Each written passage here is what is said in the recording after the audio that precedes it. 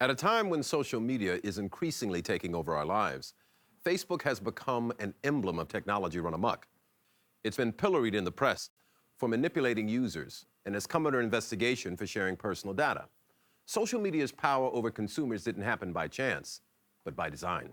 A theory pioneered decades ago by the influential psychologist B.F. Skinner lies at the root of today's attention economy, where people are manipulated with the same techniques Skinner developed to teach rats to press levers, cats to play the piano, and pigeons to face off in ping pong. But could the research that led to social media's power over us also help us to escape its grip? Over the last decade, iPhone is like having your life in your pocket.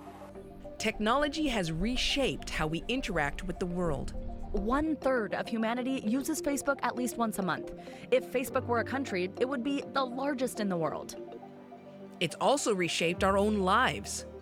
More families are texting each other while inside the same house instead of actually talking. Even the CEO of Apple thinks he's on his iPhone too much. Some people are so addicted to technology and their devices, they're now turning to rehab. But to understand how this technology hooks us, we need to look back to a different time. Conquest, the search for new knowledge about our universe, our world, and ourselves. What is behavior? What makes a man love, gamble, write a sonnet? In this laboratory, scientists seek answers to those questions using pigeons. It was 1959, and an unassuming scientist was about to tell the nation about a remarkable discovery. Dr. Skinner, what are you doing with this pigeon? I'm getting ready to demonstrate a fundamental principle of behavior. This pigeon is hungry, and I can give it food just by pressing this switch, which operates a small food dish back of the square opening in the wall. In that way, I can select parts of its behavior and make it do practically anything I like. For decades, behavioral psychologist B.F. Skinner had been experimenting with pigeons and rats to see what he could make them do. But rats pressing levers and pigeons pecking discs was just the start. If it goes past one pigeon, the other pigeon can eat, and if it goes the other way, the other pigeon eats. That's remarkable. Of course, we're not interested in behavior because it's amusing or dramatic. We want to study its causes and find out how to change it. One of those techniques he found that was particularly useful in shaping behavior was the variable reward. The things we do in everyday life don't always pay off, and they don't always not pay off. It isn't simple all or none. We study that, in the case of the pigeon, by arranging various schedules or systems of payoff. He found that if you don't know what is going to come down that chute in terms of a reward, and you don't know when it's going to come, you will stay there pressing the button and pulling the lever. The key, Skinner discovered, was making the payoff unpredictable. That element of uncertainty, that perfect sweet spot, that balance of, predictability yet uncertainty, that is the most addicting reinforcement schedule. To help make his case that humans could be controlled in the same way, Skinner pointed to casinos. People gamble because of the schedule of the reinforcement that follows. In Skinner's time, people found a lot of what he said for cultural and historical reasons to be very creepy. The idea that we could be controlled was coming right on the heels of this image of sort of communism, and that we could be all turned into little drones executing the commands of others. And so people were repelled by it. I come back to the old question, the old objection. Quis custodiet ipsos custodes? Who is going to guard our guardians? Who is going to modify the people who are going to modify us? In the climate of the 70s, 80s, and even 90s, it would have been a very dubious proposition to call yourself and advertise yourself as a behavior designer. But that's not the case today. I'd like to share with you a design pattern that companies use to build habit-forming products. It's called the hook. I decided to dive deeper into the psychology of what makes products habit-forming, hoping that I could build a habit-forming product. Eyal now works as a behavioral designer, helping companies figure out what kind of behavioral techniques will attract users and keep them. What we find is that habit-forming products have what's called a hook designed into the product. If we feel lonely, we check Facebook. If we're uncertain, we Google.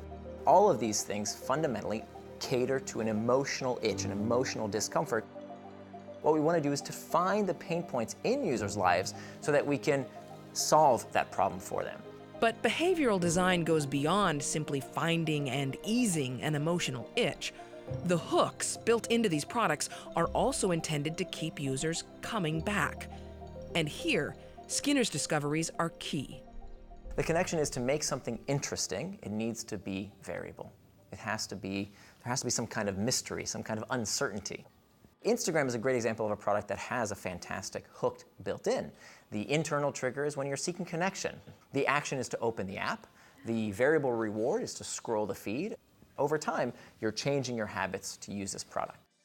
There's certain possibilities and there's certain uncertainties, right? So something like Twitter really has that feel of you never know when a pellet is going to come down the chute. And the same with Facebook. You log on and you just keep scrolling to see, like, when am I going to get a little hit? I think it is useful to think about them as some kind of digitally enhanced Skinner box. Lauren Brichter is one reason Twitter is so addictive.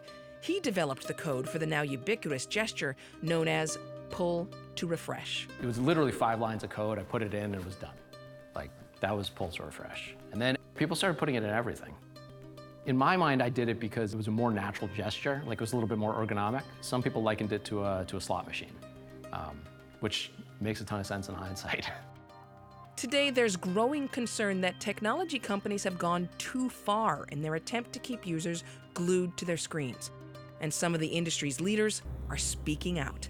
The short-term dopamine-driven feedback loops that we have created are destroying how society works. It's not about giving you all this freedom, it's about sucking you in to take your time. I mean, it's exactly the kind of thing that a hacker like myself would come up with, because you're exploiting a vulnerability in human psychology.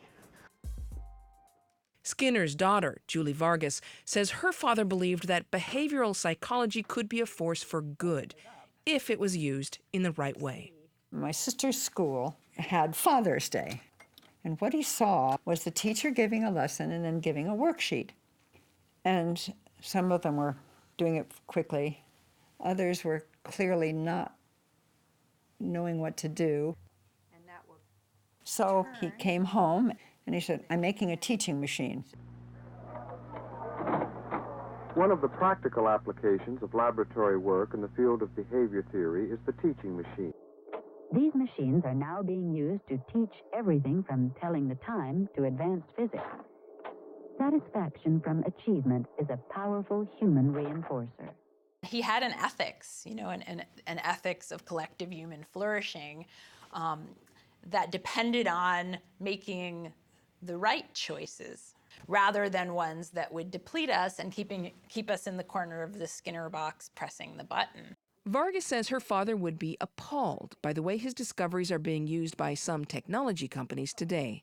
He would be horrified at how much control these little devices, or the interaction, has over particularly the young people of our society. Just because something is potentially addictive doesn't mean we don't have control. We're not freebasing Facebook, we're not injecting Instagram here. Eyal says that many behavioral designers are actually trying to improve users' lives. I'll give you example after example. Duolingo helps us learn languages. We've got apps that I use every day when I go to the gym that helps me exercise. Apps to help us stop smoking. Apps that help us stop using our technology are all using these behavioral design tactics. But in the end, the solution to help us overcome our addiction to technology may not come from an app. Instead, it may be from understanding one of Skinner's most important realizations. Knowing you're being controlled by something might be the first step to breaking its grip. Science liberates you to the extent that you now understand why things are happening and when they're going to happen. Knowing what in your environment is controlling your behavior lets you change that environment and change your own behavior. Lauren Brichter is among those now thinking more deeply about his environment and the ones he created. On some levels, it was like I thought I did like good work. But on other levels, like I think that work led to bad things happening. And they're all part of this big thing that like led to this massive shift in, human culture. There's no undo button. I mean, all technology is like Pandora's box. You can't predict what making any of this stuff is going to do.